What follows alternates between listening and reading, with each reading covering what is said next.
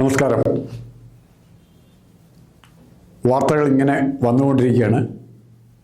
ഇന്ന് പ്രധാന വാർത്തയായി വന്നിരിക്കുന്നത് കോൺഫിഡൻറ്റ് ഗ്രൂപ്പ് ചെയർമാൻ്റെ അകാല മരണമാണ്. അതെങ്ങനെ സംഭവിച്ചു എന്നുള്ളതിനെക്കുറിച്ചുള്ള ചർച്ചകൾ തുടരുകയാണ്.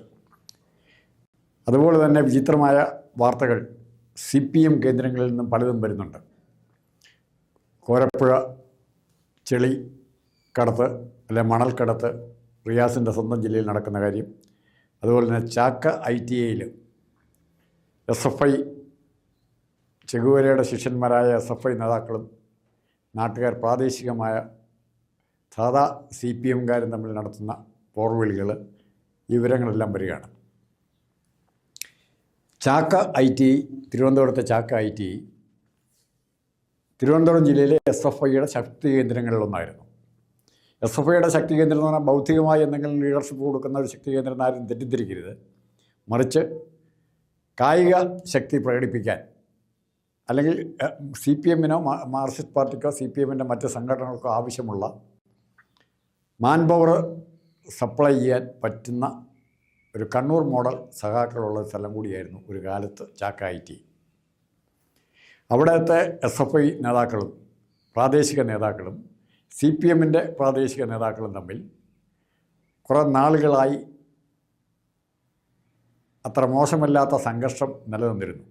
ആ സംഘർഷം വഷളായിക്കൊണ്ടിരിക്കുന്ന അവസ്ഥയിലാണ് അത് പറഞ്ഞു തീർക്കാനായി SFIയുടെ ജില്ലാ സെക്രട്ടറി നന്ദൻ അവിടെ എത്തുകയാണ്. അവിടെ എത്തിയിട്ട് CPMൻ്റെ പ്രാദേശിക നേതാക്കളുമായി സംസാരിച്ചു തുടങ്ങുന്നു. കുറച്ച് കഴിഞ്ഞ് ആ സംഭാഷണത്തിൻ്റെ രീതി മാറുന്നു, സംഭാഷണത്തിൻ്റെ ഭാഷ മാറുന്നു. ഇത് റിപ്പോർട്ട് ചെയ്ത ന്യൂസ് ചാനലുകളെ ബീഫ് സൗണ്ടോടുകൂടി മാത്രമാണ് ഈ ന്യൂസ് കേൾക്കാൻ പറ്റുന്നത്. കാരണം ബീഫ് സൗണ്ട് എന്ന് പറഞ്ഞാൽ ഇടയ്ക്ക് ഇവർ പറയുന്ന മോശമായ ഭാഷ, പിണറായി വിജയൻ്റെ ഭാഷ ഇവർ ഉപയോഗിക്കും, പരതാരം തുടങ്ങിയ പ്രയോഗങ്ങൾ ഇവർ പരസ്പരം ഉപയോഗിക്കാൻ തുടങ്ങി. അപ്പോൾ ഉടനെ അത്തരം പ്രയോഗങ്ങളെല്ലാം കട്ട് ചെയ്തു, എന്നിട്ടാണ് നമ്മളെ കേൾപ്പിക്കുന്നത്. അപ്പോൾ ഈ ചർച്ച പരിഹരിക്കാൻ ചെന്ന നന്ദൻ എന്ന് പറഞ്ഞ SFIയുടെ ജില്ലാ സെക്രട്ടറിയാണ്. നേരത്തെ അദ്ദേഹം നേതാവായിരുന്നു. അദ്ദേഹം നേതാവായിരുന്നപ്പോൾ വളരെ വിവാദമായി റൂമിലെ മദ്യക്കുപ്പി ഹോസ്റ്റൽ മുറിയിൽ മദ്യം കുടിച്ച് ഉന്മത്തനായിരിക്കുന്ന ജില്ലാ സെക്രട്ടറിയും ഭാരവാഹികളെ നമ്മൾ കണ്ടതാണ്. അദ്ദേഹത്തെ വീണ്ടും സെക്രട്ടറി ആക്കരുത് എന്ന് പലരും പറഞ്ഞു. അപ്പോഴും സമ്മതിച്ചില്ല. ശിവൻകുട്ടിയും കടകംപള്ളി സുരേന്ദ്രനും ഒക്കെ നേതൃത്വം നൽകുന്ന തിരുവനന്തപുരത്തെ ജില്ലാ കമ്മിറ്റിക്ക്, അല്ലെ ആർഷോയ്ക്ക്, SFIയുടെ നേതാവ് ആർഷോയ്ക്ക് വേണമായിരുന്നു, ഇതുപോലെ ഒരാളെ ഇവിടെ വേണമായിരുന്നു. അങ്ങനെ നന്ദൻ വീണ്ടും രണ്ടാമതും ജില്ലാ സെക്രട്ടറിയായി. ഈ നന്ദനാണ് എവിടെ ചെല്ലുന്നത്? ചാക്ക ITIയിലെ പ്രശ്നം പരിഹരിക്കാൻ ഞാൻ ജില്ലാ സെക്രട്ടറി എന്നുള്ള മേൽവിലാസത്തിലാണ് അങ്ങോട്ട് ചെല്ലുന്നത്. പക്ഷേ ഇവരുടെ സംസാരത്തിൽ സ്വാഭാവികമായി ഉണ്ടാകുന്ന അഹങ്കാരം, അത് ആർഷോയുടെ സംസാരത്തിലാണെങ്കിലും റഹീമിൻ്റെ സംസാരത്തിലാണെങ്കിലും ഇവരുടെ എല്ലാ സംസാരത്തിലുണ്ടാകുന്ന അഹങ്കാരം ഈ നന്ദൻ എന്ന് പറയുന്ന ചെറുപ്പക്കാരുടെ ഭാഗത്തുനിന്നുണ്ടായി. സ്വാഭാവികമായിട്ടും നാട്ടുകാർ പ്രകോപിതരായി. അവരപ്പോൾ രാഷ്ട്രീയം നോക്കിയില്ല, ഇവരുമായി കൈകാര്യം ചെയ്യുന്ന രീതിയിലേക്ക് വന്നു. പോലീസ് വന്നിട്ട് പോലും പോലീസിനെ പോലും മൈൻഡ് ചെയ്യാതെ, പോലീസ് എന്ന് പറഞ്ഞാൽ പിണറായി വിജയൻ ചെന്നെന്ന് വിചാരിച്ചാൽ മതി. ആഭ്യന്തരമന്ത്രി ആണ് പിണറായി വിജയൻ, പോലീസിനെ എല്ലാ നിയന്ത്രണങ്ങളുള്ളതാണ് പിണറായി വിജയൻ. ആ പിണറായി വിജയൻ അവിടെ ചെന്നിട്ട് പോലും, പോലീസ് എത്തിയിട്ട് പോലും ഈ കുട്ടികൾ, അല്ലെ ഈ SFIയുടെ കുട്ടികൾ നമുക്ക് പറയാൻ പറ്റില്ല, കുട്ടികൾ അവരുടെ ആക്രോശങ്ങളും അക്രമ വാസനകളും നിർത്താനോ കുറയ്ക്കാനോ തയ്യാറായില്ല. അപ്പോൾ സ്വാഭാവികമായിട്ടും നാട്ടുകാരും ഇടപെട്ടു. പോലീസ് വളരെ ദയനീയമായിട്ടാണ് അവിടെ. കാരണം എവിടെ തൊട്ടാലും പ്രശ്നം.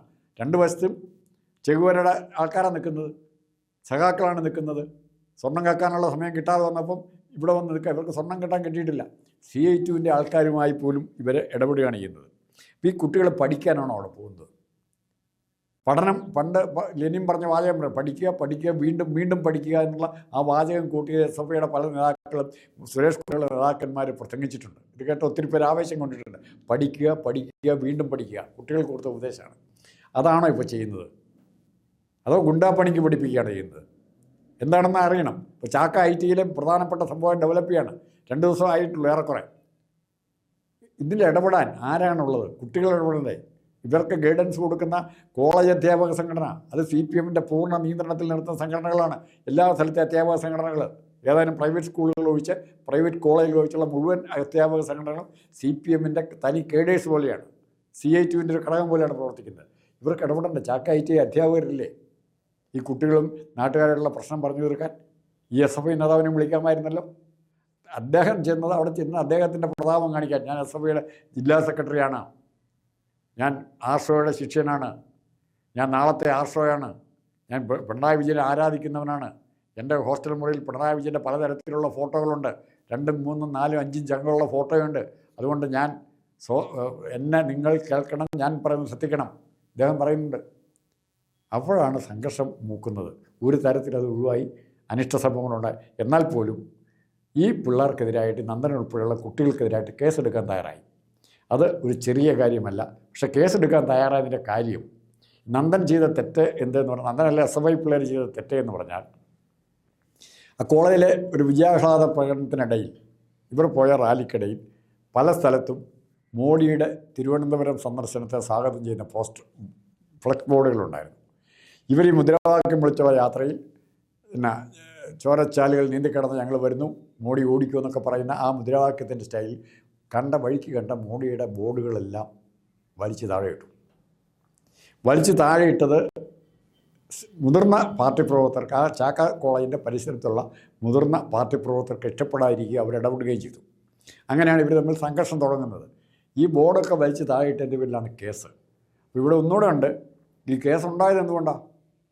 BJP മാർക്സിസ്റ്റ് പാർട്ടിയായിട്ടുള്ള ധാരണയിൽ മുതിർന്നവർക്ക് ആ ധാരണയുണ്ട്, SFIയിലേക്ക് ആ ധാരണ വന്നിട്ടില്ല.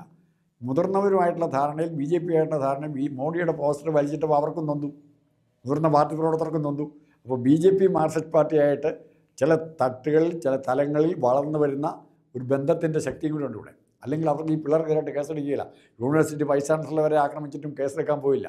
ഇപ്പോഴാണ് ഈ ബന്ധം സ്ട്രോങ് ആയത്, ഇപ്പോഴാണ് കേസ് വരുന്നത്. അല്ലെ തിരുവനന്തപുരത്ത് എത്രയോ പ്രാവശ്യം അറസ്റ്റ് ചെയ്യേണ്ടിയിരുന്നു. മാരായ സ്കൂളിൽ അറസ്റ്റ് ചെയ്യേണ്ടിയിരുന്നു, അല്ലേ? തലശ്ശേരിയിൽ അറസ്റ്റ് ചെയ്യേണ്ടിയിരുന്നു, പാലക്കാട് വിക്ടോറിയയിൽ അറസ്റ്റ് ചെയ്യേണ്ടിയിരുന്നു. അവിടെയൊന്നും കാര്യമായ കേസെടുക്കുകയോ ഒരു കേസുമായിട്ട് മുന്നോട്ട് പോവുകയില്ല. ഇതിന് പൂക്കോട് വെറ്ററിനറി കോളേജിൽ പോലും പ്രതികളെ മുഴുവൻ രക്ഷപ്പെടാൻ അനുവദിച്ചില്ലേ, സമ്മതിച്ചില്ലേ? അതാണ് ഇവിടുത്തെ സാഹചര്യം ഡെവലപ്പ് ചെയ്ത് വരുന്നത്. ഈ സാഹചര്യത്തിൻ്റെ പിന്നാമ്പുറങ്ങൾ തേടി ചെല്ലുമ്പോൾ ഈ നാളെ ഈ കുട്ടികൾ പഠിക്കാൻ പോകുന്നില്ല. ആകെ ഇവർക്ക് ചെയ്യാം, AR റഹ്മാനോടോ സുനിൽ പിയുടെ അടുത്തിനോടോ ചോദിച്ചിട്ട് എങ്ങനെയെങ്കിലും സൂത്രത്തിലൊരു ഡോക്ടറേറ്റ് ഡിഗ്രി സമ്പാദിക്കുക, എങ്ങനെയെങ്കിലും രാകേഷിൻ്റെയൊക്കെ ഭാര്യയൊക്കെ കയറിയ പോലെ എങ്ങനെയെങ്കിലും കോളേജിൽ വേണേൽ അധ്യാപകരായിട്ട് തന്നെ വീണ്ടും വരാം. അവിടെ നിന്നുകൊണ്ട് വീണ്ടും പുതിയ തലമുറയെ വാർത്തെടുക്കാൻ ഇവർക്ക് പറ്റും, വളർത്തിയെടുക്കാൻ പറ്റും. ചെകുവരയുടെ മുദ്രാവാക്യങ്ങൾ പഠിപ്പിക്കാൻ പറ്റും, ചോരച്ചാലുകൾ നീന്തിക്കിടക്കാൻ പഠിപ്പിക്കാം. അത്തരം കുറേ അധ്യാപകരായിട്ട് ഇവർക്ക് വേണേൽ കോളേജുകളിൽ കയറാം. അതല്ലെങ്കിൽ ഗതികിട്ടാ പ്രജകളെപ്പോലെ തൊഴിലില്ലാത്ത ചെറുപ്പക്കാരായിട്ട് ഈ ഭൂമിയിൽ തിരുവനന്തപുരത്തൂടെ അലിഞ്ഞു നടക്കാം, ചാലക്കമ്പോളത്തിലൊക്കെ ആയിട്ട് അലിഞ്ഞു നടക്കാം. അതുകൊണ്ടും അപ്പോഴും പാർട്ടിക്ക് നഷ്ടമില്ല. ഇവരെ CIT ചേർക്കും, CITയിലെ ഉശിരൻ സഹാക്കളാക്കി ഇവരെ മാറ്റും. ഇതുപോലെ മറ്റ് പ്രശ്നങ്ങളുണ്ടാകുമ്പോൾ ഇടപെടാൻ ഇവരെ വീണ്ടും ഉപയോഗിക്കാം.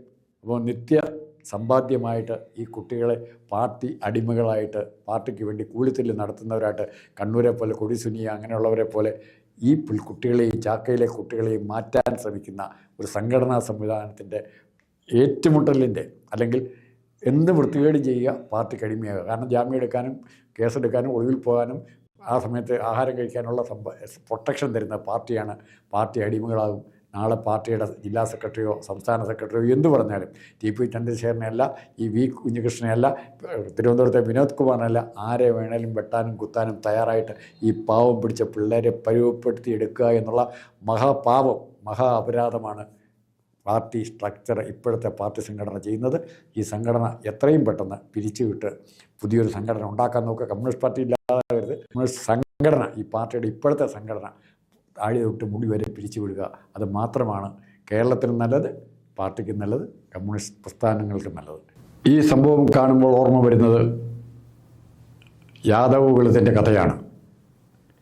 പരസ്പരം ശ്രീകൃഷ്ണൻ്റെ യാദവകുലം, എല്ലാവരും എല്ലാ സ്വന്തക്കാരും ബന്ധക്കാരും രക്തബന്ധമുള്ളവരും എല്ലാവരും കേവലം ദർഭപ്പുല്ലിനെ ഇരുമ്പാക്കി മാറ്റിക്കൊണ്ട് പരസ്പരം കുത്തിച്ചാകുകയും വെട്ടിച്ചാകുകയും ചെയ്യുന്ന ദയനീയ രംഗങ്ങൾ അംഗീയമായാണ് യാദവകുലത്തിൻ്റെ അവസാനം. പരസ്പരം വെട്ടിച്ചത്ത് ആ യാദവകുലത്തിൻ്റെ അവസ്ഥയിലേക്ക് CPM ക്രമത്തിൽ നടന്നെടുക്കുകയാണോ എന്ന് മാത്രം സംശയിക്കുന്നു.